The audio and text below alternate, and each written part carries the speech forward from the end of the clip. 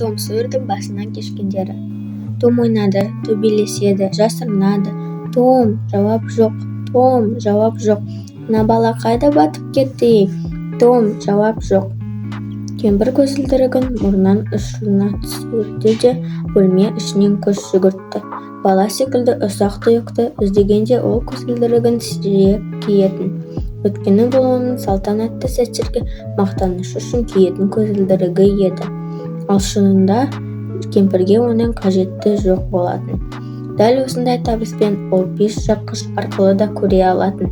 Алғашқы сәтте ол сасып қалды да ашуын басқандай болды. Бірақ бөлмедегі бұйымдар естісін дегенде қатты дауыстады. Осыдан қолыма түс, мен сені. Кемпір сөзін аяқтамастан еңкейіп кереуеттің астын сыпырғышпен түрте бастады. Оқтын демі жетпеген кезде сәл тоқтап алады. Кереуеттің астынан мысықтан өзге ештеңе табылмады. Өмірде мұндай бала көрсем, көзім шықсын. Ол ашық есікке жақындап табалдырықта кірді де помидорын арамшөп басып кеткен өзінің бақшасына қарады. Ол маңда да Том көрінбейді.